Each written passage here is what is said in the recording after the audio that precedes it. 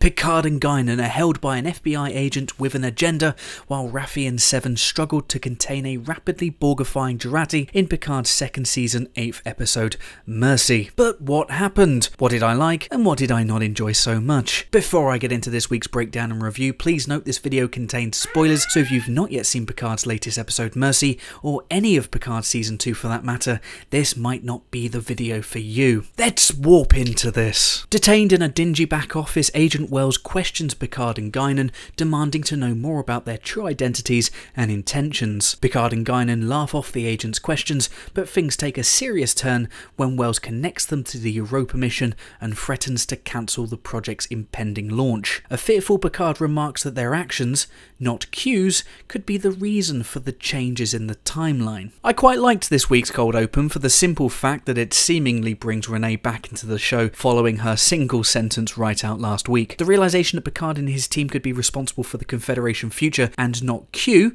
which is something that a lot of us have been speculating on, also gives me hope that the writers are at least aware on some level of all the crazy stuff the La Sirena crew have gotten themselves into so far this season. Wells removes Guinan, placing her in a separate room where she is soon visited by Q, who reveals her summoning was in fact successful. From his physical appearance and poor timekeeping, Guinan surmises that Q is dying, which he kinda confirms as only Q can, describing his condition as facing the threshold of the unknowable. Q wants redemption, cryptically telling Guinan the trap is immaterial, it's the escape that counts, as well as remarking that all humans are trapped in the past. Wells continues his questioning of Picard, who is visited telepathically by Guinan, who suggests Picard uses Q's insight on humanity to get through to the agent. It works, with Wells revealing to Picard that as a child he discovered two aliens, or monsters as he calls them,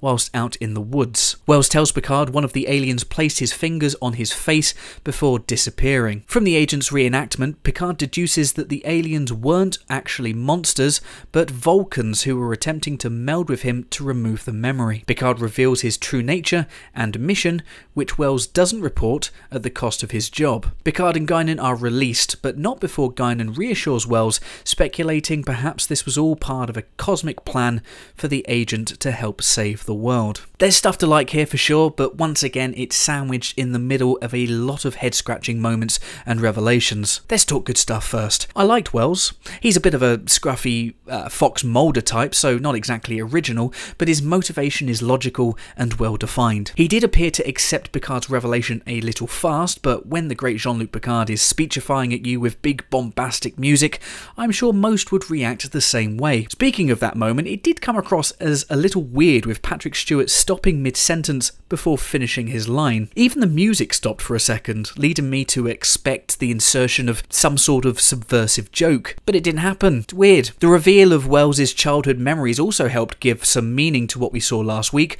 although it is frustrating to see an entire 45-minute episode used for a payoff that lasted mere seconds. There does seem to be a recurring theme in season 2, which appears to be centered around the misperception of monsters from traumatic memories. I really hope this isn't paid off with some sort of radical face turn for the Borg. No! No! I also loved the use of the Vulcans here, and their appearance really lines up nicely with a throwaway line from Enterprise's second season episode Carbon Creek. I love deep cut references like this, but it does also add to the frustration when the show tears up established stuff mere moments later. Guinan's scene with Q was certainly a thing. Lots of vagueness from the Master of Misbehaviour, as is to be expected. Q facing death is another thing a lot of viewers have sussed for a while, so it wasn't really much of a shock. I'm mostly fine with this development too. Everything in the universe has an expiry date, so why not a Q? Guinan appearing in Picard's room via some sort of Stranger Things telepathy though. It's dumb. Turns out Guinan and the El-Urians can now do anything the writers want them to do, which kind of dumps on what we already know about the race from non-Guinan characters like Martus Mazur and Dr. Soren. They're a race of listeners. They're not a race of everythingers. Oh, and Rios didn't have his comm badge after all that. I'm done talking about comm badges and butterflies. The writers either don't know, or don't care, so I'm not going to either. Aboard the La Sirena, Rios attempts to determine the extent of Jurati's lockout of the computer, but is distracted by Teresa and her son Ricardo. Wowing the young Ramirez with the replicator's cake-making abilities, Rios and Teresa take time to bond and deepen their connection, eventually sharing a kiss. I have virtually nothing to say about this, except replicators are now really good, apparently, at knowing what cake kids like, and the La Sirena's security system appears to be nice and strong again after the Borg Queen spam commanded it into doing what she wanted a few weeks ago. One moment here that felt pretty odd was the kiss that came with this really over-the-top musical swelling. It was basically a peck on the lips. Aside from a much improved opening theme and some cool but now overused Borg cues, I'm once again not a fan of Jeff Russo's work on the show. All too often, the generic and repetitive music is overbearing, stifling instead of accommodating what we're seeing on screen. Seven and Raffi continue to search for Jurati in downtown LA. The two learn Jurati left the bar with a man before finding the man dead in a nearby alleyway. Raffi tells Seven to Borg up and use her prior experience with a collective to help locate Jurati, but Seven reminds her that she isn't Borg in this timeline, accusing Raffi of manipulating her. Seven halts her argument with Raffi on finding the dead man's cell phone, which is missing its battery. Seven reveals the battery metals are used to reinforce the body for assimilation. Now armed with a clue, the two soon track down Jurati, who is nearby scrounging for more batteries. Jurati easily incapacitates the two, almost choking Raffi to death, before abruptly stopping and heading off. Recovering from their encounter, Seven speculates that there may still be some semblance of Jurati fighting the assimilation process, as the Borg usually show no mercy. Seven apologizes to Raffi for her comment earlier, but Raffi admits to having manipulative tendencies, revealing she once used similar tactics to keep Elnor from leaving her to join the Quat Milat. Quite possibly Raffi and Seven's strongest stuff this season, but that's not really saying much. The conflict between the two here is so forced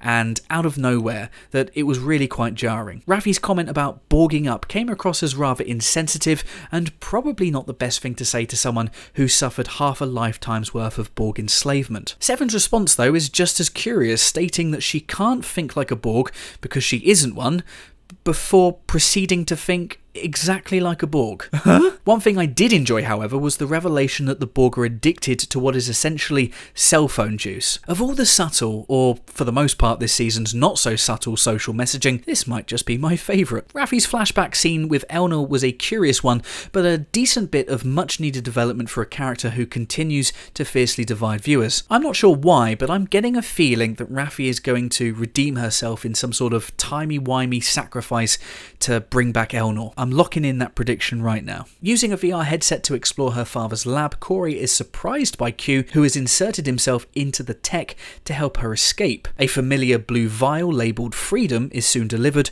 presumably from Q. Corey confronts her father, who reveals the truth about her origins as a product of his work. Soong tells Corey he loves her and that she exists because he willed it, but Corey is unconvinced, stepping outside to the doctor's shock and leaving the house. In a season filled with dumb moments, I think the VR scene might be the new champion. The headset looked really silly on Issa Briones, and I'm so confused why she needed it when we literally saw her access Soong's lab just a couple of weeks ago. I'm also not a fan of some of Corey's dialogue. I don't think this is a fault of the actress, more of the show that for some reason has its characters speak out inner thoughts instead of letting the scenes breathe with a facial expression that would probably better convey the feeling and add to the drama. It's almost as if Picard fears moments of silence, and that's a sad state of the world in our TikTok-dominated era, where nuance has seemingly been replaced with getting your head smashed in by a gold leaf wrapped around a brick. Alone and drowning his sorrows, Soong is visited by Jurati, who recruits the Doctor, promising him a legacy as the godfather of humanity if he helps prevent Rene Picard and the Europa mission. Picard reunites with Raffi and Seven at Guinan's bar. The group receive word from Rios, who reveals Jurati has taken control of the La Sirena's transporter system, and he believes she intends to use the ship to assimilate the planet. Picard bids farewell to Guinan and leaves to locate Talon. Back at the Soong residence, the Doctor has used his spearhead connections to secure a squad of elite ex-Special Forces mercenaries to lead an assault on the La Sirena. Jurati approaches the mercenaries, asking if they are in the mood to have their distinctiveness added to her own as she begins to assimilate the team. team. Where did this all come from? Jurati turning up at the top of Soong's staircase came out of nowhere, an incredibly head-scratching moment that admittedly does make sense given Jurati now possesses the Borg Queen's information regarding the temporal divergence. Still, Jurati has been so absent the last few weeks that I think a scene to show